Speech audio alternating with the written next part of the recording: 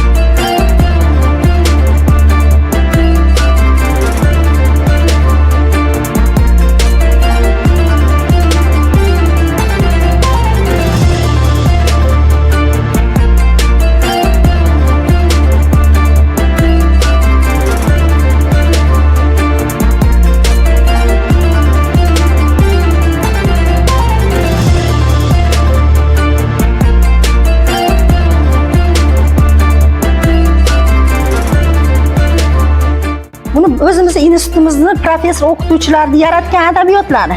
Bundan ham bemalol foydalanishadi. Bularda hamma kitoblarimiz elektron varianti bor. Hammasini yaratib qo'yganmiz. 26893 nusxada kitobimiz bor. Hozir kitoblarimizda chipi bor, chip yopishtirganmiz. Har bitta kitobga hozir to'liq chipimiz nima bo'lmadi. Buni o'zi talabalar o'zi kelib bemalol mayga qo'yishib, o'zlariga kerakli adabiyotlarni qo'yishib, o'tirib darsini qilib, yana o'zlari topshirib ketishaveradi. Bu mana shunaqa juda qulaylik apparat, yaqinda Xudo xolisa ishlatamiz.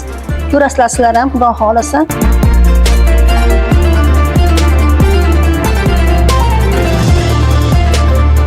Talabalarimizga kimga qanaqa moddaga kerak o'zini qiziqtirgan bo'lsa, bemalol bundan ham foydalanadi. Bizga bir nusxa, ikki nusxa, uch nusxa, besh nusxagacha berishadi. Bizga berishadi, biz talabalar foydalanishadi. Bundan tashqari o'zlari professor o'qituvchilar talabalarga berishadi-da. Ashuncha bizga 5 nusxagacha topshirishadi bizga professor o'qituvchilar kutubxonaga. Mana tadbirlarimiz bor. Mayda prezident asarlari ko'rgazma chiqarib qo'yganmiz. Mayda institutimiz professor o'qituvchilar tomonidan yaratilgan adabiyotlar bo'yicha ko'rgazma chiqarib qo'yganmiz.